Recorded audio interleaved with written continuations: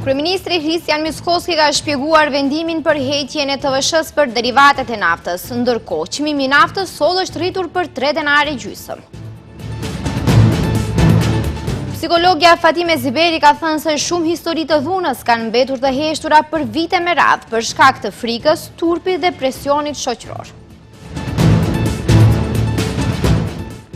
Policia ka njoftuar se 60 persona janë arrestuar për shkelje të rënda në trafik.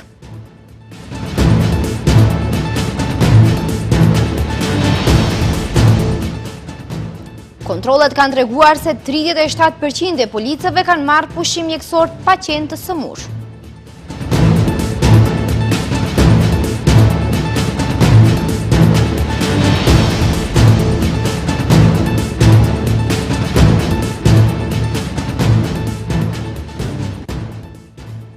Përshëndetje, nderuar shikues dhe mirë se takohemi në lajmet orës 15:55. Ulja e TVSH-s për derivatet e naftës ishte më e leverdishme për qytetarët se sa heqja e aksizës. Kryeministri Mickoski ka shpjeguar skemën e këtij vendimi, duke theksuar se nëse do të intervenonim në akciza, ulja e benzinës do të ishte në 1 denar, kurse për dizelin 2 denar për litër. Kjo është arsyeja pse vendosën për një ndërhyrje më të fuqishme me TVSH-n dhe kështu ulen me 6.5 deri në 7 denar për litër, deklaroi kreu i qeverisë. Ai deklaroi se për shkak të çmimeve shumë më të ulta të derivateve tek ne, konsumi ditor është rritur në 150.000 litra në ditë. Ndërkohë, Komisioni Rregullatori i Energjetikës informoi se nga mesnata, çmimi i dizelit rritet për 3 denare gjysmë. Kryeministri Kristian Mickoski thotë se kursimi ditor i qytetarëve me masën e qeverisë për derivatet është mbi 200.000 euro, ndërsa në javë pritet të jetë 1.5 milion euro. Ndërkaq tregoi se pse kanë vendosur ta ulin TVSH-n e jo akcizën. Ovo kako zemlja imame najniski davački. Si vend kemi taksat më të ulta për qeverin, kur bëhet fjalë për benzinën dhe dizelin. Bosnia-Hercegovina ka 2 fish më të madh se sa të ne, njëjtë është edhe në Serbi. Kemi bërë analiza dhe marrë parasysh çmimet në bursë për benzinën dhe dizelin. Erdhëm në konkludim se nëse do të intervenonin në aksiza, ulja e benzinës do ishte 1 denar, ndërsa për dizelin 2 denar për litër. Kjo është arsyeja pse vendosën për një ndërhyrje më të fuqishme dhe kështu ulen me 6, 6.5 dhe 7 denar për litër. Për shkak të çmimeve shumë të ulta të derivateve tek ne, thot Mickoski, konsumi ditor është rritur në 150.000 litra në ditë. Kemi shumë qytetar nga vendet fqinje që mbushin benzinë në pika tona të karburantit. Presioni është më i madh në kufit perëndimor, verior dhe jugor. Në perëndim, Ohri, Struga dhe Dibra, në jug, Manastiri dhe Gjevgjelia, në veri, Kumanova. Kemi rritur konsumin me rreth 150.000 litra në ditë, nëse krahasojmë këtë me atë që ishte konsumi i zakonshëm në të kaluarën. Një ditë më parë qeveria vendosi që të shpallë gjendje krize prej 30 ditëve dhe ta ulë TVSH-n e derivateve nga 18 në 10%. Profesori universitar Bujamin Bela thotë se ulja e TVSH-s për derivatet e naftës lehtëson presionin ndaj inflacionit. Sipas tij, qeveria duhet të ndërmarrë hapa të tjerë plotësues. Profesori përmendi si të nevojshme rritjen e pagës minimale si dhe subvencione të targetuara për bizneset. Vendimi i qeverisë për të ulur TVSH-n e derivateve të naftës shihet si mas që pritet të ketë ndikim, por që nuk e zgjedh problemin afatgjat. Masa si e tillë, sipas profesorit universitar Bujamin Bela, është e përkohshme dhe kërkon angazhim të shtuar institucional për të siguruar zbatimin e saj në praktik. Bela thotë se një masë e tillë lehtëson presionin ndaj inflacionit, megjithatë sipas profesorit, gjendja vështirësohet edhe më tepër kur i shton faktin se rreth 22% e popullatës në Maqedoninë e Veriut janë shtrese qytetarëve që i takojnë kategorisë rrezikuar nga varfëria.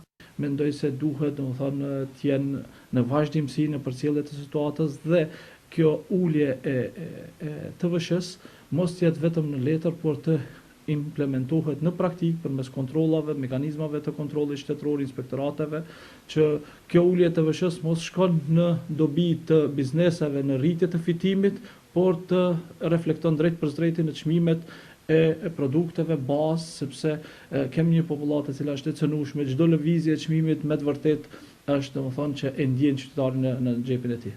Profesori Bela shton se përtej kësaj mase, qeveria duhet të ndërmarrë hapa të tjerë plotësues. Ai përmend si të nevojshme rritjen e pagës minimale, si dhe subvencione të targetuara për bizneset me qëllim kufizimin e rritjes së çmimeve dhe rritjen e produktivitetit. Hapi i ardhshëm pas TVSH-s mund të jenë edhe subvencionet e targetuara, do të thonë si ndihmesa të ndryshme në aspektin e kufizimit të çmimeve, në aspektin e mbështetjes së bizneseve, në aspektin e pagës minimale që do të thonë të rrit pjesën e produktivitetit, në aspektin e trajnimeve, në aspekt tjetër që ka të bëjë do të thonë me investime në bujqësi dhe në industri për ta ulur sado pak atë presionin dhe varfshmërinë që e kemi nga importi, sepse jemi një shtet i cili shumë pak prodhojmë, më shumë varemi nga jashtë. Një ditë më parë në një seancë të jashtëzakonshme, qeveria vendosi që të ulë TVSH-n e derivateve të naftës nga 18 në 10%.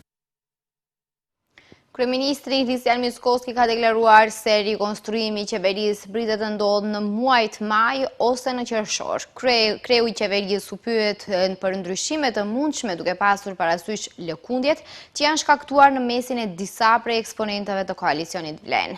Ndërsa sa i përket çështjes nëse Zjadin Sela do të bëhet pjesë e qeverisë, ai tha se për momentin nuk sheh hapësirë për negociata me parti të tjera politike. Rikonstruimi i qeverisë do të ndodhë në maj ose qershor. Kështu përgjigj kryeministri Kristian Mickoski gjatë një pyetje të gazetarëve se çfarë do të ndodhë me Arben Fetajin dhe Fatmir Limanin, pasi ky i fundit postoi një fotografi me Ali Ahmetin. Mickoski tha se këto gjëra do të diskutohen dhe vendosen me rikonstruimin e qeverisë. Po da, ja Ne kemi një marrëveshje në parim si partner koalicionin në qeveri, të tre strukturat politike, pra koalicioni udhëhequr nga VMRO-DPN, koalicioni Vlen dhe partia politike Znam. Ne njoftuam se në maj ose qershor do të kemi një rekonstruksion në vetë qeverin dhe sigurisht shumë nga çështjet të gjata dhe para rekonstruksionit do të vijnë në tryezë dhe do ta diskutojmë. Ndërsa sa i përket çështjes nëse Zjadin Sela do të bëhet pjesë e qeverisë, ai tha se për momentin nuk sheh hapësirë për negociata me parti tjera politike. Si koalicion kemi bashkëpunim korrekt dhe për momentin nuk shoh hapësirë për bisedime me subjektet politike tjera. E përsëris, fytyrën mund të arruash një vit, ndërsa mund ta humbasësh për një moment. Muajt e fundit janë bërë shumë lëvizje brenda koalicionit qeverisës, ndërsa kryeministri rikonstruimin e ka paralajmëruar qysh në fund vit. Psikologja Fatime Ziberi ka komentuar rritjen e rasteve të raportimit të dhunës në familje. Ajo ka deklaruar për televizionin Shenja se shumë histori kanë mbetur të heshtura për vite me radhë për shkak të frikës, turpit dhe presionit shoqëror. Ndërkohë, kjo tabu e heshtjes duket se gradualisht po thyhet. Në një kohë kur rastet e dhunës po raportohen gjithnjë e më shpesh, lind pyetja se a kemi të bëjmë me një rritje reale të dhunës apo me një vedisim më të madh të qytetarëve për ta denoncuar atë. Mes frikës, turpit dhe presionit shoqëror, shumë histori kanë mbetur të pathëna për vite me radhë, ndërsa tani ajo tabu e heshtjes duket se gradualisht po thyhet. Lidhur me këtë fenomen, psikologja Fatime Ziberi vlerëson se rritja e vetëdijes dhe mbështetja më e madhe për viktimat kanë ndikuar drejt për drejt në shtimin e denoncimeve. Ajo thotë se gjendja e viktimave për to ka qenë një stil jete, gjë që nuk e sheh ditëve të sotme. Unë mendoj se vetëdijësimi është rritur. Tani pavarësisht për çfarë lloj dhune flasim, për çfarë lloj, domethënë, situate, qoftë ajo mes të rive, adoleshentëve, qoftë ajo në çifte, në familje, besoj se faktorët psikologjik janë të gjithë të ngjashëm. Këtu kemi një unanimitet, domethënë, të përgjithshëm për shkak se ajo që paraqitet të gjithë viktimat që e dhunës është faj, ndjenja e fajit. Është krijuar të themi një besim apo është thyer pak ajo barriera e turpit si një ndërshkaqje psikologjike. Puna e dhunës zakonisht në familje llogaritet si punë e mbyllur, punë që i takon vetëm familjes dhe këto nuk ka të bëjë puna e tretë. Unë mendoj se më herët ka qenë problemi se nuk e kanë kuptuar në fakt se janë viktima. Ajo gjendja e tyre si është mësuar, e sjellja mësuar për ta ka qenë një përditshmëri, ka qenë një stil jete, gjë që Po, janë ambjetu, gjë që nuk mund ta them sot të njëjtën gjë. Ajo shton se fakti që viktimat kanë heshtur për vite me radhë dhe që kanë tërhequr denoncimet e bëra më parë ka qenë frika, tallja, si dhe problemet financiare për të qenë të pavarura. Por tashmë thekson se në këtë drejtim po ndryshon edhe ligji, sepse siç theksoi ajo, tani edhe nëse viktima dëshiron të tërhiqet nga akuzat që bën, lënda nuk mbyllet. Ndaj në këtë pikë shpreson që të bëhen intervenimet e duhura. Përmenda më herët thash se është një bashkëpunim ndërinstitucional. Kjo do të thotë se neve si profesionisht apo kushdo që të jetë mund të jep besim, por institucioni i cili i ofron besimin, do të thënë aty është problemi se ai institucion që duhet të ofrojë sigurinë ndonjëherë nuk njerëzve ofron frikë. Dhe në këtë rast flasim për do të thënë ato organet e sigurisë, policia në këtë rast, për shkak se ne kemi parë edhe raste kur edhe gjatë raportimit në polici nuk janë kuptuar viktimat, janë përqeshur, janë tallur, janë nënçmuar ose nuk kanë ditur, thjesht nuk kanë qenë të përgatitur se si ti trajtojnë këto çështje, por me trajtime edhe të atyre dhe me gjërat, mendoj edhe me edukime të ndryshme që janë bërë dhe me ata vetë që kanë punuar dhe kanë bërë, domethënë hapa të ndryshëm, kohëve të fundit shoh se edhe ligji do ndryshojë në këtë aspekt. Dhe kjo është një shenjë shumë e mirë, sepse tani edhe viktima nëse dëshiron të tërhiqet nga akuza që e bën, ai nuk mund, lënda domethënë nuk mbyllet. Dhe kjo është ajo që neve na jep shumë shpresë dhe besojmë se ky bashkëpunim ndërinstitucional do vazhdojë akoma më shumë dhe do jetë më i plot, më gjithëpërfshirshëm. Mesazhi i saj kundrejt personave të cilët përjetojnë dhunën është që të mos heshtin dhe të flasin. Ajo thotë se nuk do të donte që ata të kenë turp dhe faj, për shkak se asgjë nuk është faji i tyre. Mos të lejojnë që të jenë objekti i talljes së dikujt apo objekti i shfrenimit të dikujt, por thjesht të mbrojnë veten e tyre, të mbrojnë personalitetin dhe identitetin e tyre dhe t'i dalin zot vetes. Ku, siç tha ajo, fatmirësisht ka shumë dyer ku mund të trokasin. Ministria e Punëve të Brendshme informoi se gjatë 3 ditëve të fundit janë regjistruar 1699 shkelje të trafikut dhe 60 persona janë arrestuar për drejtim të pakujdesshëm. Nga këto, 476 lidhen me tejkalim shpejtësie, ndërsa disa raste përfshin drejtim në ndikimin e alkoolit, pa patent ose në kundërshtim me ndalimet. Gjatë 3 ditëve të fundit, policia ka arrestuar 60 persona për drejtim të pakujdesshëm të automjetit. Ministria e Punëve të Brendshme informoi se gjatë fundjavës së zgjatur janë shqiptuar 1699 gjoba për shkelje në komunikacion, prej të cilave 476 kanë të bëjnë me tejkalim të shpejtësisë.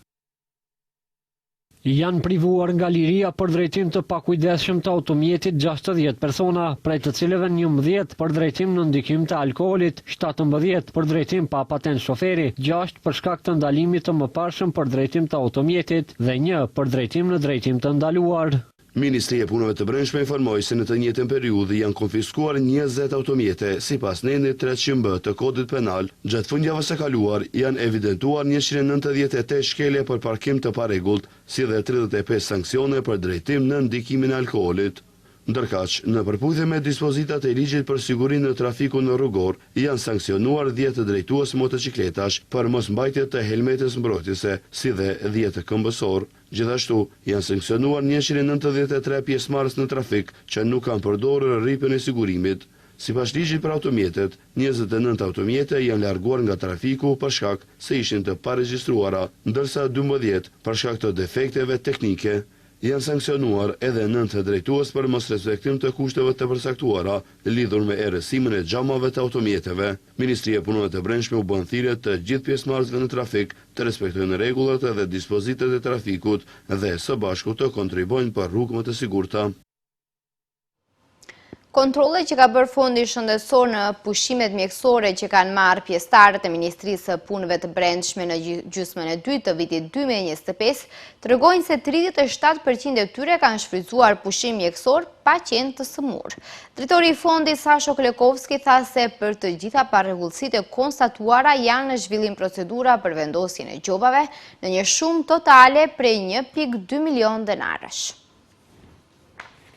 Fondi i Sigurimit Shëndetësor me kërkesë të Ministrisë së Punëve të Brendshme ka kryer kontroll të detajuar mbi pushimet mjekësore të punësuarve në këtë institucion, duke konstatuar një numër të konsiderueshëm parregullësish.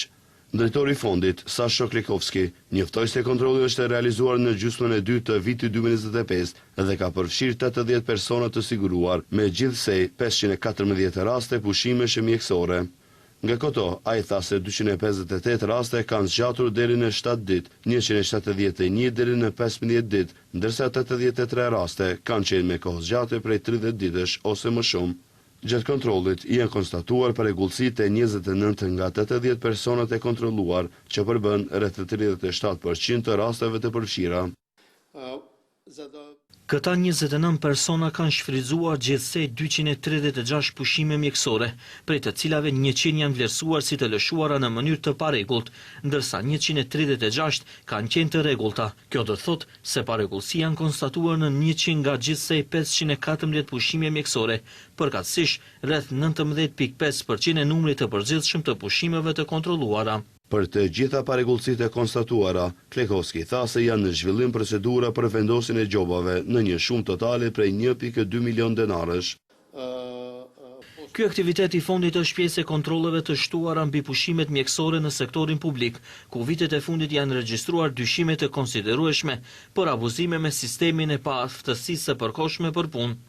Drejtori njoftoi se diagnozat më të shpeshta për dhënien e pushimeve mjekësore kanë qenë sëmundjet e sistemit respirator, duke përfshirë 82 raste, sëmundjet e sistemit muskulor dhe indeve lidhore 69 raste, si dhe sëmundjet e sistemit digestiv, ku ka pasur 45 raste. Enti shtatrori i statistikave informoi se paga mesatare mujore neto për punonjës në janar të këtij viti ishte 46.617 denar, që është më e lartë për 8.3% krahasuar me janarin e vitit 2025. Enti statistikave sqaroi se kjo rritje kryesisht detyrohet rritjes së pagës mesatare mujore neto për punonjës në sektorët shërbime administrative dhe ndihmëse, rritje 12.9%, tregtime shumicë dhe heriparim automjeteve dhe motoreve, rritje 11.1%, industri përpunuese, rritje 10.5%, ndërkaq ulje e pagës mesatare mujore neto, krahasuar me muajin e kaluar është vërejtur në sektorët transport dhe magazinim, ulje 7.4%, ndërtimtari ulje 5.3%, aktivitete financiare dhe sigurimet ulje 3.8%, ndërkaq paga mesatare mujore bruto në janar të këtij viti ishte 70.660 denar.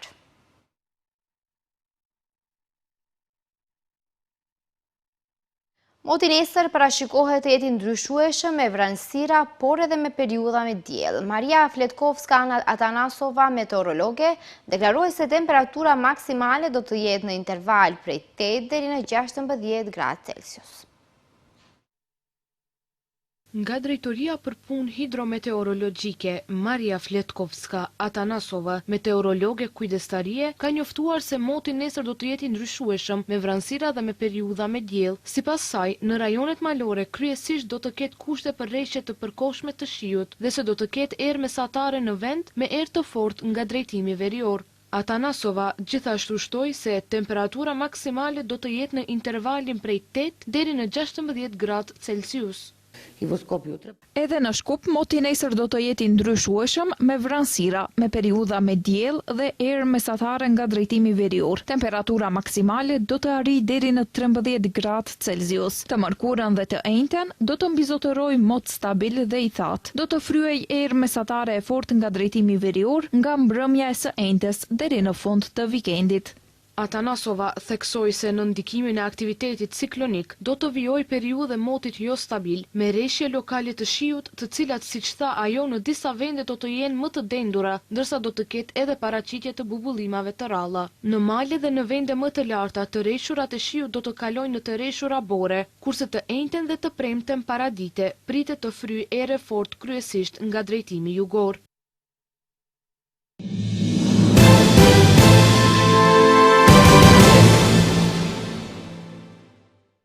Presidenti i SBA-s Donald Trump tha se ka urdhëruar shtyerjen për 5 ditë të gjitha sulmeve ndaj centraleve elektrike dhe infrastrukturës energjetike të Iranit. Trump sqaroi se kanë pasur bisedime shumë të mira dhe produktive me Teheranin gjatë 2 ditëve të fundit. Irani e ka mohuar se kanë pasur negociata. 2 ditë pasi dha ultimatum Iranit për të hapur ngushticën e Hormuzit, presidenti i SBA-s Donald Trump tha se ka urdhëruar shtyrjen për 5 ditë të gjitha sulmeve ndaj centraleve elektrike dhe infrastrukturës energjetike të Iranit, duke cituar bisedime shumë të mira dhe produktive me Teheranin gjatë 2 ditëve të fundit. Jam i kënaqur të raportoj se Shtetet e Bashkuara të Amerikës dhe Irani kanë pasur gjatë 2 ditëve të fundit bisedime shumë të mira dhe produktive për një zgjidhje të plotë dhe të gjithanshme të konflikteve tona në lindjen e mesme, tha Trump në platformën e tij të mediave sociale Truth Social. Ai shtoi se bazuar në tonin dhe përmbajtjen e këtyre bisedimeve të thella, të detajuara dhe konstruktive, të cilat do të vazhdojnë gjatë gjithë javës, ka urdhëruar Departamentin e Mbrojtjes të shtyjë të gjitha sulmat ushtarake ndaj centraleve elektrike dhe infrastrukturës energjetike të Iranit për një periudhë 5 ditore. Megjithatë, Agjencia e Lajmeve Fars e Iranit, e cila është e lidhur me Korpusin e Gardës Revolucionare Islamike të Iranit, ka cituar një burim iranian të paidentifikuar, të ketë thënë se nuk ka asnjë kontakt të drejt për drejt ose të torthort me Trumpin. Burimi ka thënë se pasi dëgjoi se objektivat tona do të përfshinin të gjitha termocentralet në Azinë Perëndimore, ai u tërhoq duke aluduar në presidentin amerikan. Irani kërcënoi sot se do të vendos mina detare në gjithë gjirin persik nëse SBA-ja dhe Izraeli sulmojnë brigjet ose ishujt e tij, duke paralajmëruar se një veprim i tillë mund të mbyllë në mënyrë efektive rrugët ujore kritike të rajonit. Këshilli Kombëtar i Mbrojtjes së Iranit tha se çdo përpjekje nga armiku për të synuar brigjet ose ishujt iranian do të çonte në minimin e rrugëve të aksesit dhe linjave të komunikimit në të gjithë gjirin. Irani ka mbyllur ngushticën e Hormuzit pasi SBA-ja dhe Izraeli nisën ofenzivë të përbashkët ndaj Iranit më 28 shkurt. Kjo ka sjellë rritjen e çmimeve globale të Shikues të nderuar, ky ishte për sa i përket këtij edicioni informativ. Ju falenderoj që na ndoqët. Mirupafshim.